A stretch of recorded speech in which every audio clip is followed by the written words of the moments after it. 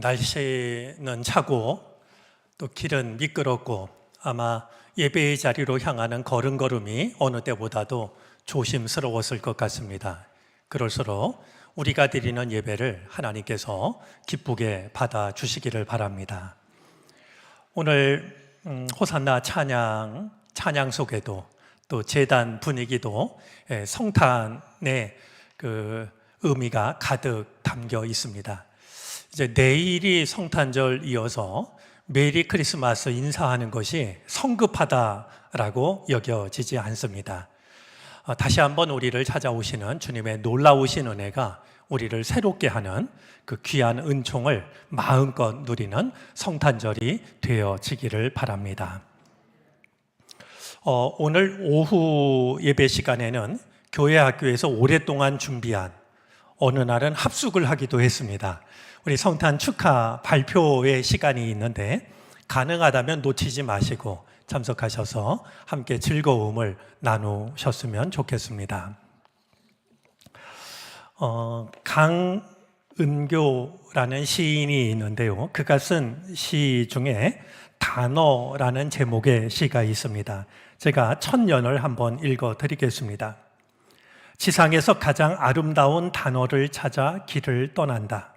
누구는 생이라 하고 누구는 악수라 하고 누구는 길새라 하고 누구는 혁명이라 하고 누구는 봄빛 소리라 하고 누구는 항구라 하고 누구는 음악이라 하고 누구는 금장초라 하고 누구는 깃발이라 하고 누구는 죽음이라 하고 누구는 우연이라 하고 누구는 선택이라 하고 누구는 눈짓이라 하고 누구는 밥이라 하고 누구는 사랑이라 하고 지상에서 가장 아름다운 단어를 찾아 길을 떠난다. 시인의 이 시를 생각하면 정말 세상에서 가장 아름다운 또 의미가 있는 단어는 무엇일까 하는 것을 생각하게 됩니다. 한번 잠깐 생각해 보시겠습니까? 여러분에게 있어서 세상에서 가장 아름답고 의미 있는 단어는 과연 무엇일지요? 우리가 연초부터 매 주마다 우리 성경을 차례대로 읽으면서 올 한 해 성경 통독을 하고 있습니다. 이제 거의 끝나가는 연말이 되었는데요. 오늘 우리는 요한 1, 2, 3서 말씀을 나누게 되었습니다. 우리 요한 1, 2, 3서의 그 말씀을 두고서 유진 피터슨 목사님은 다음과 같이 정리를 했습니다. 우리 한번 화면을 띄워주시겠습니까? 살면서 가장 정리하기 어려운 두 가지 문제는 사랑과 하나님이다. 대개 사람들이 삶을 망치는 이유는 그 두 가지 문제 가운데 한쪽 또는 양쪽에서 실패하거나 그 문제와 관련해서 어리석게 처신하거나 속 좁게 행동하기 때문이다. 기독교의 기본적이면서도 성경적인 확신은 두 주제가 서로 밀접하게 연결되어 있다는 점이다. 하나님을 바르게 섬기려면 제대로 사랑하는 법을 익혀야 한다. 제대로 사랑하려면 하나님을 바르게 섬겨야 한다. 하나님과 사랑은 서로 떼어놓고 생각할 수 없다.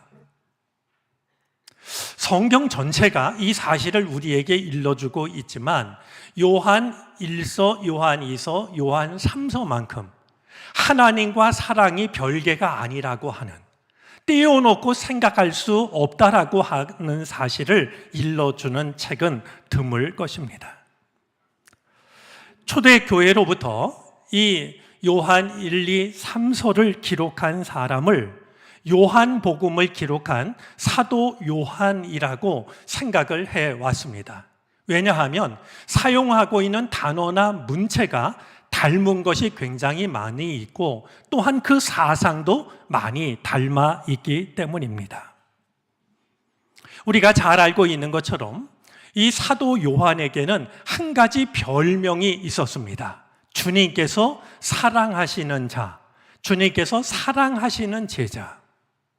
여러분, 어쩌면 사랑에 대해서 가장 잘 아는 사람은 진정한 사랑을 경험한 사람 아닐까요? 사랑을 머리로만 아는 것이 아니라 진정한 사랑을 받고 진정한 사랑을 해본 사람이 사랑의 의미를 누구보다 잘 알 수가 있을 겁니다. 자, 그런 점에서 예수님으로부터 특별한 사랑을 받았던 요한이 하나님과 사랑에 대해서 쓰고 있는 말씀이 요한 1서, 요한 2서, 요한 3서라고 한다면 요한 1, 2, 3서는 충분히 고유한 의미를 가지고 있다 할 수가 있겠습니다. 자, 이 요한 1, 2, 3서는 특별한 상황을 염두에 둔 편지로 이해가 됩니다. 두 가지 상황을 염두에 두었다라고 여겨지는데요. 하나는 당시의 기독교인들이 세상 속에서 인정과 칭찬을 받는 대신에 무시와 박해를 당하고 있었습니다. 이런 상황 속에서 그럼에도 불구하고 그리스도인들이 어떤 삶을 살아야 할지에 대한 대답으로 요한 1, 2, 3서를 기록한 것이죠. 또 한 가지는 잘못된 생각이 교회 안에 들어온 상황이었습니다. 특별히 영지주의가 그러했는데요. 이 영지주의는요, 두 가지 중요한 특징을 가지고 있었습니다. 하나는 영은 선한 것이고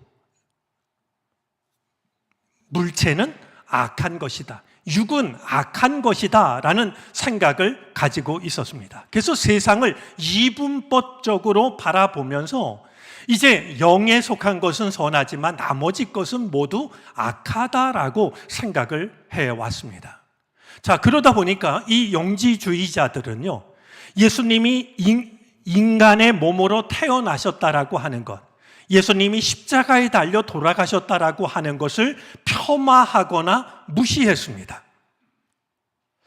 이렇게 생각하고 교회를 떠나는 이들을 향하여서 사도 요한은 바로 하나님과 사랑이라는 주제를 가지고서 이제 성경 말씀을 편지를 기록을 했던 것인데 그것이 바로 요한 1서, 요한 2서, 요한 3서라고 하는 겁니다.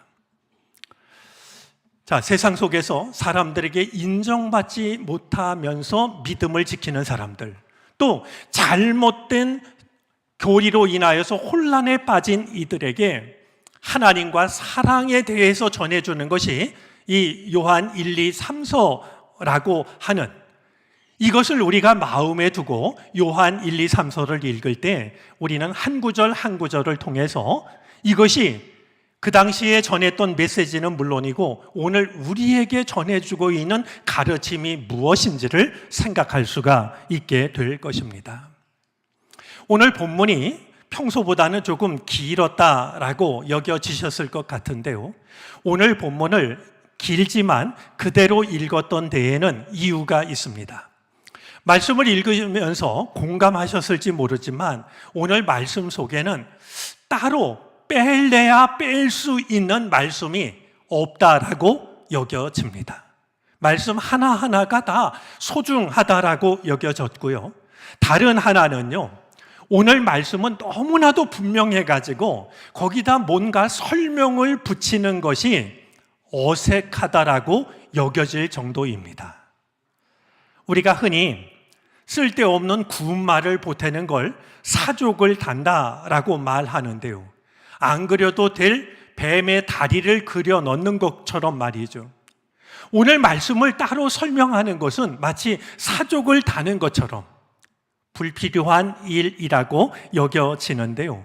그런 점에서 오늘 말씀은 우리가 말씀 그 자체를 천천히 읽고 그 말씀을 묵상하는 것만으로도 충분하다라고 여겨질 정도입니다. 여러분이 동의만 하신다라고 하면 본문을 천천히 다시 읽고 말씀을 마쳐도 크게 어색하지 않다라고 여겨지는데요. 그럼에도 불구하고 오늘 말씀이 주고 있는 하나님과 사랑의 관계를 몇 가지로 함께 한번 정리를 해 보도록 하겠습니다. 자, 먼저 8절 말씀인데요.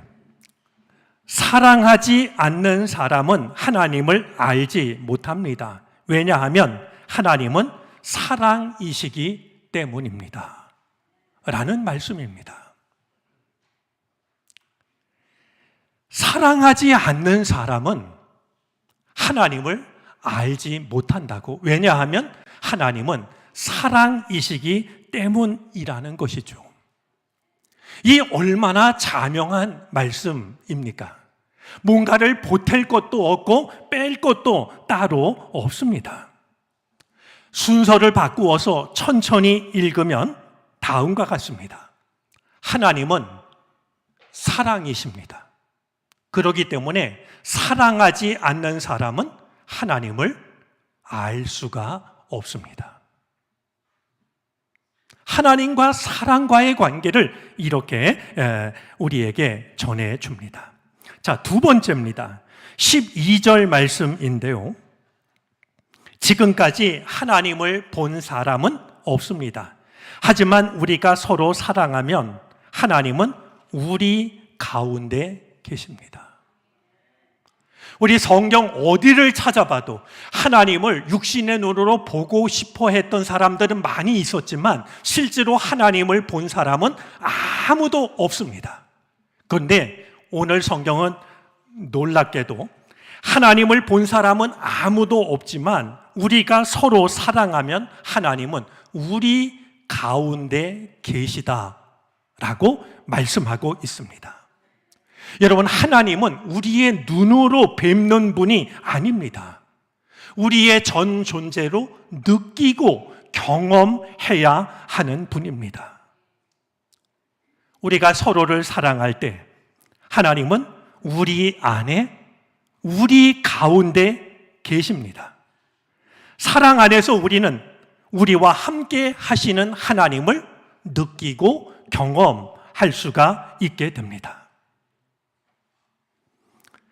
우리가 하나님 안에 있다라고 하는 것, 그리고 하나님이 우리 안에 계시다라고 하는 것을 경험할 수 있는 유일한 길은 우리가 서로 사랑하는 겁니다.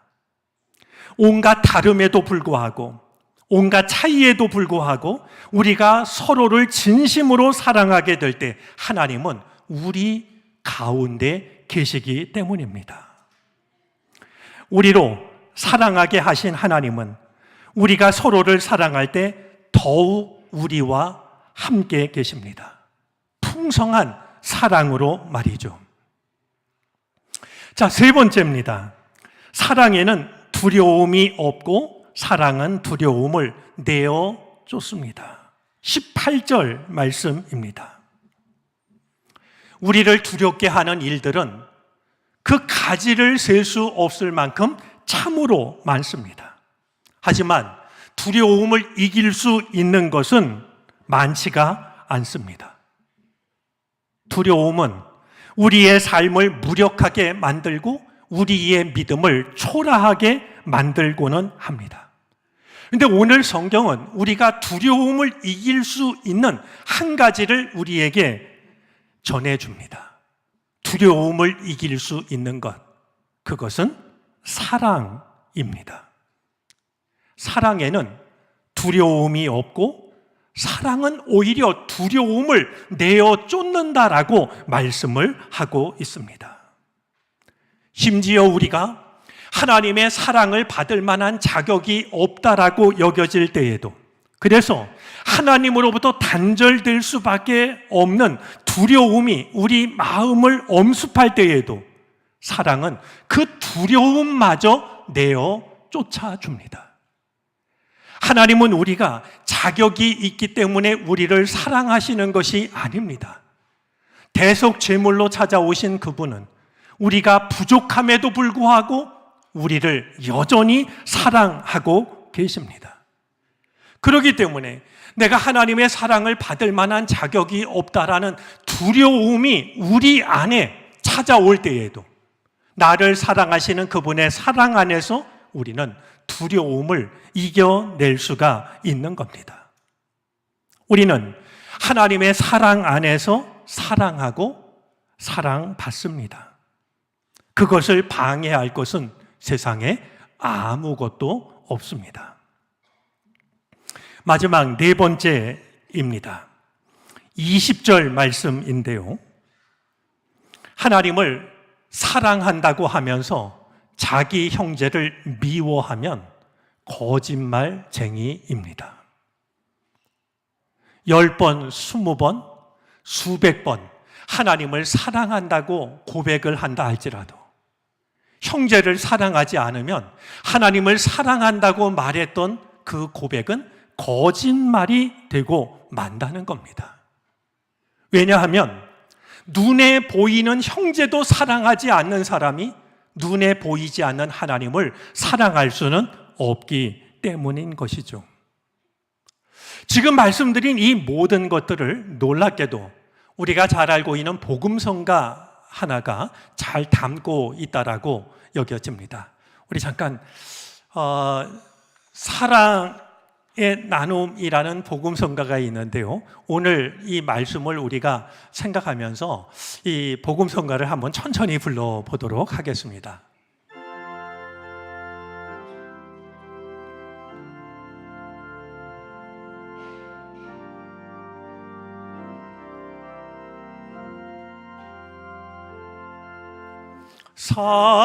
사랑의 나눔 있는 곳에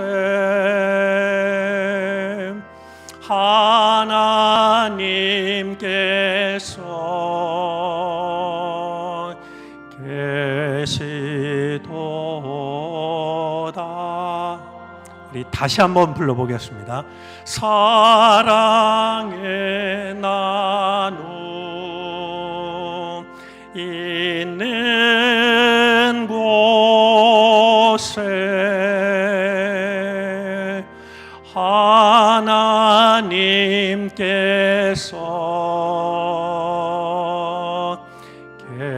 계시도다.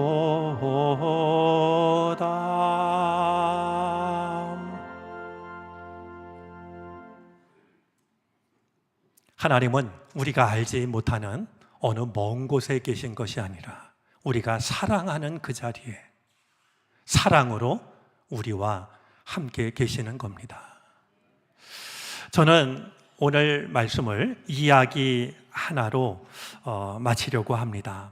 오늘 이 이야기가 오늘 말씀을 이해하고 기억하는데, 그리고 오늘 말씀을 살아있게 하는데, 그리고 오늘 이 말씀의 의미를 더욱 풍성해지게 하는데 도움이 되었으면 좋겠습니다. 또한 이제 하루 남았습니다만 성탄절에 우리 사랑하는 교우들과 나누는 마음의 선물이 되어지기를 바라는데요.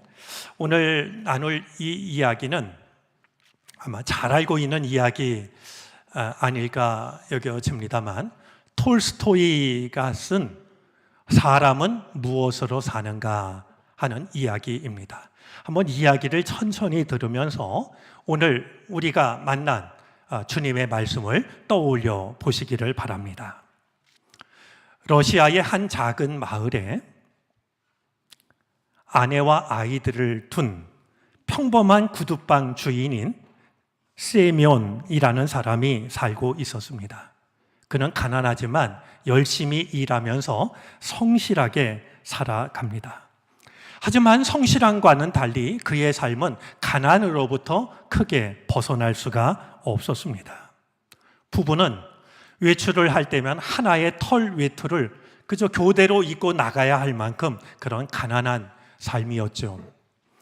어느 날 이 세면이 밀린 외상값을 받기 위해서, 그래서 돈을 많이 받으면 아내 외투를 하나 사고 싶어서 이제 몇몇 집을 찾아갑니다. 하지만 그가 받은 것은 푼돈이었고 고쳐달라고 전한 구두뿐이었습니다. 그가 화가 나가지고 독한 술을 먹고 집으로 돌아올 때였는데요.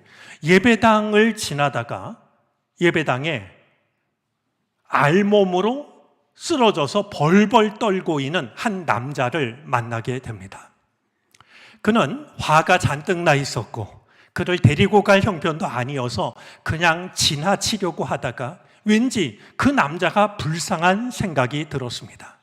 그를 데리고 집으로 돌아갑니다. 이 시몬의 아내 마트료나는 돈은커녕 외투는커녕 이제 술을 잔뜩 먹고 노숙자 하나를, 정말 알몸으로 벌벌 떨고 있는 남자를 데리고 온 남편을 보는 순간 화가 치밀었습니다. 크게 분노하면서 남편이 데려온 이 남자를 내쫓으려고 했는데요. 그때 이 남편인 시몬이 아내에게 이렇게 말했습니다. 당신 마음속에는 하나님도 계시지 않소? 이 말을 듣는 순간 부인의 마음이 누그러졌습니다. 남편의 말을 듣고 다시 남편이 데리고 온 벌벌 떨고 있는 남자를 보니까 왠지 가엾어 보였습니다. 아내는 따뜻한 음식을 내어주죠. 음식을 받으면서 처음으로 이 남자가 이제 미소를 짓습니다. 시몬은 우리 집에서 살려면 일을 거들어야 한다라고 하면서 이 데려온 남자에게 구두를 수선하는 방법을 가르쳐 주기 시작했습니다. 어디서 배운 재주인지는 몰라도 가르쳐 주는 대로 이 남자는 모든 일을 잘 하게 되었는데요. 그는 자기가 어디서 왔고 왜 그러했는지는 이야기하지 않았지만 자신의 이름이 미하일이라고 하는 사실은 가족들에게 이야기를 했습니다. 그러던 어느 날이었는데요. 덩치가 큰 한 부자가 마차를 타고 와서 시종 하나를 데리고 이제 구두방에 들어옵니다. 그러면서 비싼 가죽을 이제 보이면서 이것이 굉장히 비싼 가죽인데 이 가죽으로 구두를 만들 때, 장화를 만들 때 1년 동안 모양도 달라지지 않고 실밥도 터지지 않는 장화를 만들어 달라고 요구를 합니다. 그러면서 그런 장화를 만들어주면 내가 8루블을 주겠지만 만약에 그렇지 못하면 감옥에 쳐 넣을 거라고 이런 거드름을 피웠습니다. 이제 이 시몬은 과연 저걸 받아야 되나 말아야 되나 조심스러워하고 있는데 이제 이 미하일이 그 부자를 보면서 다시 한번 빙긋 웃습니다. 일하는 사람이 자기를 보고 웃으니까 이 부자가 좀 화가 나가지고요. 가죽을 던지고서 이제 구두방을 나갔습니다. 이 미하일이 구두를 만들기 시작하는데요. 이 시몬이 그 구두 만드는 모습을 보다가 깜짝 놀라고 맙니다. 분명히 장화를 주문하고 갔는데 이 미하일이 가죽을, 그 비싼 가죽을 자르는 걸 보니까 장화를 만들기 위해 자르는 게 아니라 슬리퍼를 만들도록 이 가죽을 자르고 있는 게 아니겠습니까? 하지만 그동안 미하일은 한 번도 실수를 한 적이 없기 때문에 믿고 이제 기다려 보기로 했습니다. 시간이 지나서 다 만든 구두를 보니까 부자가 요청했던 장화가 아니라 슬리퍼였습니다. 큰일 났다라고 당황하고 있는 순간 문을 두드리는 소리가 납니다. 문을 열었더니 아까 그 부자를 데리고 온 시종이었습니다. 시종이 이렇게 이야기를 합니다. 정말 죄송합니다. 급히 주문을 바꾸게 되었습니다. 죽은 사람에게 신기는 슬리퍼로 주문을 바꿔주십시오. 실은 나리께서 집으로 가시다가 마차에서 돌아가셨습니다. 이야기를 들은 이 미하일은 자기가 만들어 놓은 슬리퍼를 이제 그 시종에게 전해줍니다. 이 일 이후에 6년이라는 세월이 흘러갑니다. 그동안 미하일이 구두를 잘 만들어서 돈도 많이 벌게 되었습니다. 어느 날 이 시몬 아이들이 창밖을 내다보다가 아니 저기 어떤 아줌마가 두 아이를 데리고 우리 집을 찾아와요 하는 얘기를 이제 이 미하일에게 합니다. 그런데 두 아이 중에 한 아이가 다리를 절고 있다는 겁니다. 미하일이 깜짝 놀라서 창밖을 내다보니까 한 여자가 어린 그 여자아이 둘을 데리고 구두방을 찾아온 것이었습니다. 이제 이 여인은 다리 저는 한 아이의 저는 다리와 이제 쌍둥이이기 때문에 아이들의 그 발 사이즈가 같으니까 그 저는 다리 하나 그리고 나머지 세 신발은 똑같은 것으로 만들어도 된다라고 이제 주문을 하게 되죠. 구두를 만드는 동안 이야기를 나누게 되었는데요. 얘기를 들어보니까 이 두 여자아이를 데리고 온 여인은 아이들의 친엄마가 아니었습니다. 이 두 아이의 아버지가 6년 전에 숲에서 혼자 나무를 베다가 쓰러지는 나무에 깔려가지고 그 자리에서 죽고 맙니다.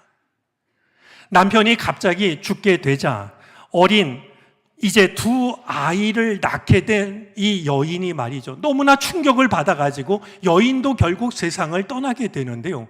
이제 이 여인이 쓰러지면서 자기가 낳은 한 아이의 몸을 덮치게 됩니다. 그래서 결국 그 아이는 다리를 이제 저는 그런 이제 장애를 갖게 되었던 것이죠.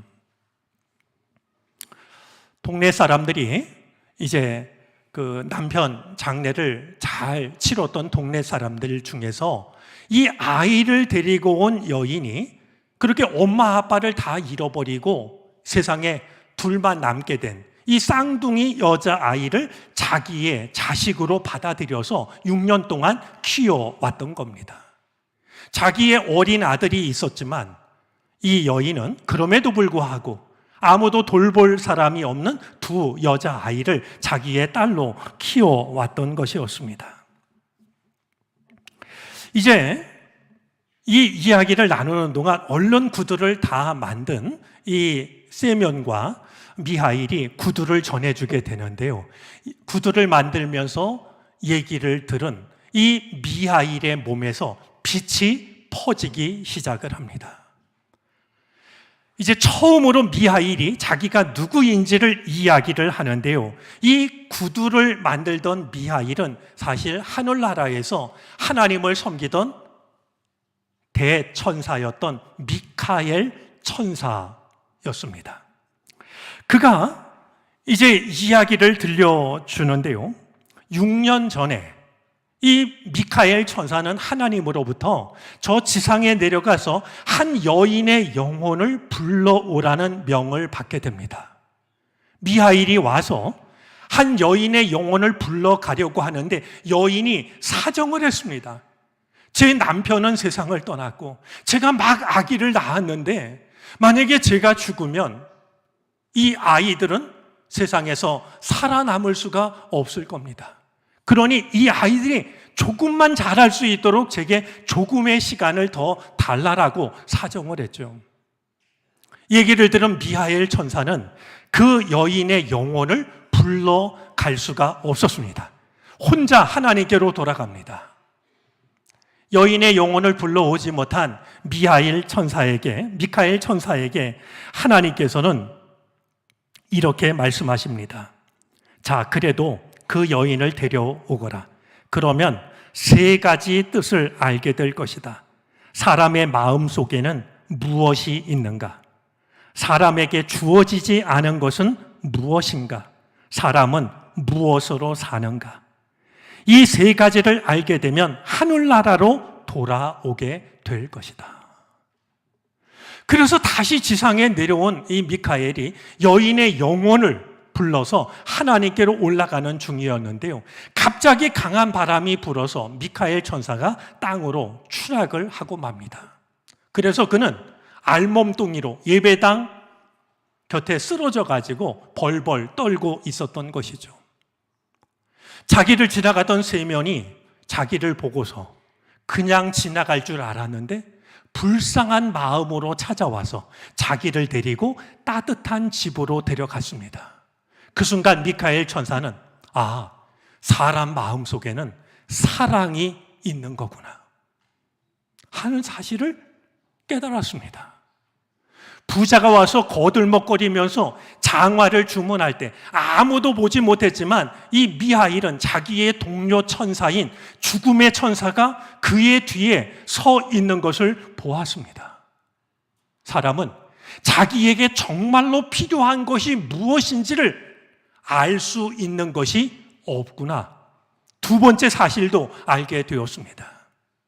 그리고 엄마 아빠를 잃어버린 두 아이를 한 여인이 사랑으로 정성껏 키워낸 것을 바라보면서 사람은 사랑으로 살아가는 거구나. 이 세 가지를 알게 되었던 것이죠. 이 세 가지를 알게 된 미카엘 천사는 자기를 바라보는 사람들에게 하나님의 사랑 안에서 살아가라는 말을 남기고 하나님께로 돌아간다는 이야기입니다. 우리 안에는 사랑이 있습니다.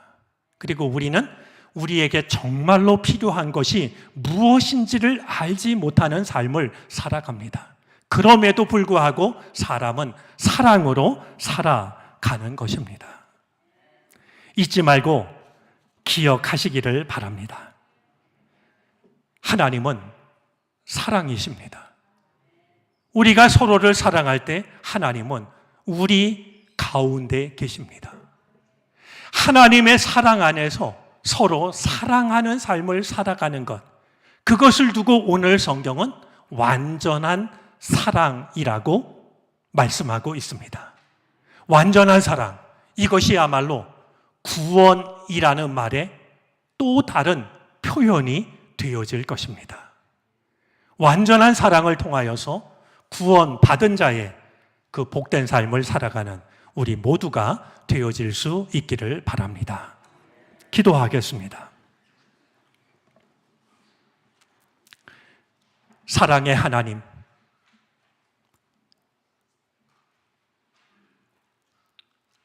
사랑이 있는 곳에 하나님이 우리와 함께 하심을 믿습니다. 하나님의 사랑 안에서 사랑하는 삶을 살게 하심으로 완전한 사랑 안에 거하게 하시옵소서. 예수 그리스도의 이름으로 기도를 드립니다.